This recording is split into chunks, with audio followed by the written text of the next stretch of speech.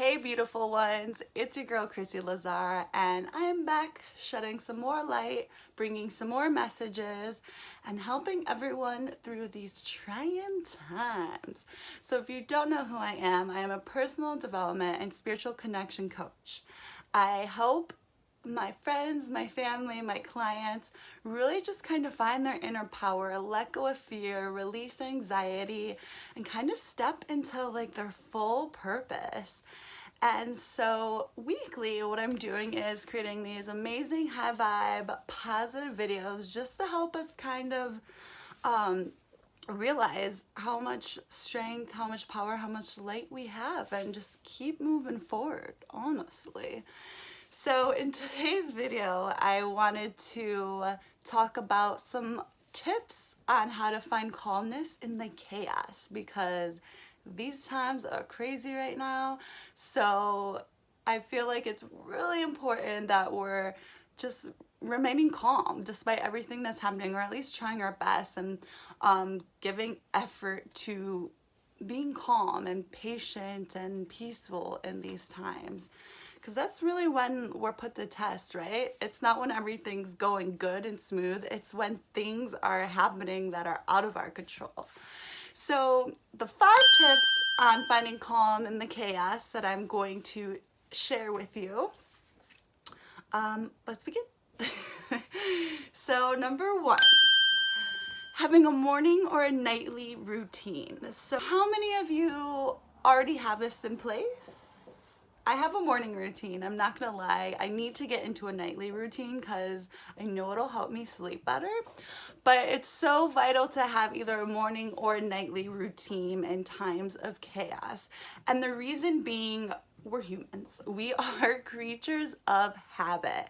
And so a really great way to bring back control, especially in a pandemic when things are so out of control, is creating that morning or nightly routine. Because by doing this, it actually tricks the body into believing that you are in control. So in those little moments throughout the day, whether that's first waking up in the morning or going to sleep at night, you have those moments of control, and it just helps you feel more calm.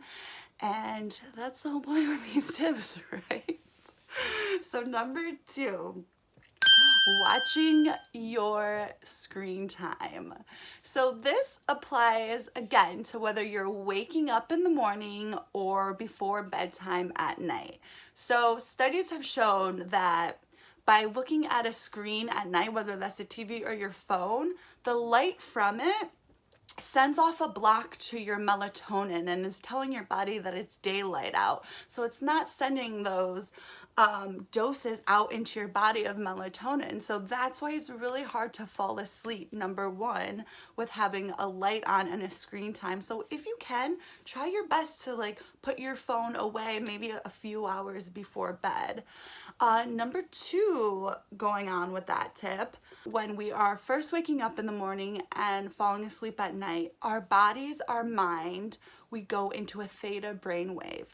The theta brainwave is also known as our subconscious mind. So it is the time when all of our feelings and emotions and our mental capacity and is being absorbed, right? So anything we hear at this time, this is actually the phase that we do hypnosis in. We are absorbing. So it's really vital if you're watching a show and you hear people screaming and cussing and someone being murdered, this is going into your subconscious mind. These are the things that your mind is believing is real, is happening. So that is just not good. That is why it's so vital for our mental health and our well-being to put away the screens, whether it's an hour into us waking up in the morning or an hour to a few hours to going to bed. It's really just to have our beautiful, vulnerable subconscious mind really just be clear of these harmful negative messages. So tip number 3 that I want to share with you guys is meditating and checking into your breath daily. So this is perfect whether you are a seasoned meditator or whether you're newly onto it. Studies have shown that as long as you're stopping and pausing to take 3 deep breaths, just throughout the day, it can lower your heart rate, lower your blood pressure, and decrease stress. Overall, it is sending signals to decrease the amount of cortisol going into your body. So you're feeling more relaxed, more at ease, and more at peace. So really just focusing on your breath throughout the day, or even once a day, it is bringing down all of that chaos that is happening. So it's really important just to be present and focused on your breath. Number 4, creative expression. So creative expression is a great way to boost your morale, to give inspiration, to feel like you have passion, right? And so when we're focusing our energy on this positive outlet of creating, it's really sending signals to our body that good is happening, that it is okay, that we are safe, and that we're focusing in on positivity. And side note, when you're actually doing forms of creative expression, it's a healing in itself, and you may not be consciously aware of that, but whether it's healing yourself or healing others who are seeing or viewing, and typically whatever we're passionate about, passion projects are always helping others. Like first it starts off helping ourselves, but in return it's helping others, and it's so beautiful. Which this carries me over into the 5th tip that I'd like to share with you all, and that is helping others. So it is scientifically proven that by helping others, it reduces stress, it combats depression, and it gives us a sense of purpose. And why is this also important? Because Americans are actually the leading country in depression. Since 1988, we have been prescribing prescription medicines on the rise for antidepressants by 400%. You guys, this is a serious epidemic in the midst of a pandemic that's happening. So that's why it's so important. And when people find their purpose or feel like they're calling, it just is so inspiring, and it really makes people feel like they have a reason to be here. And so helping others, the most beautiful part about it, you are literally making the world a better place, and you're also making yourself a better place.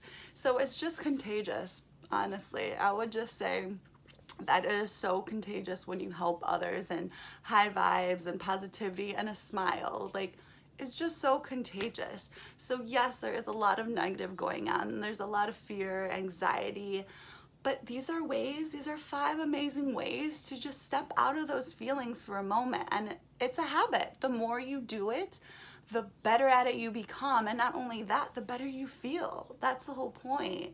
And you can start sharing these tips with other people in your life. So that was the gist of today's video. I hope you all are having a beautiful day, sending you good vibes, of course. And again, if you like this video, hit subscribe in my YouTube channel, which the link is in the bio on Instagram.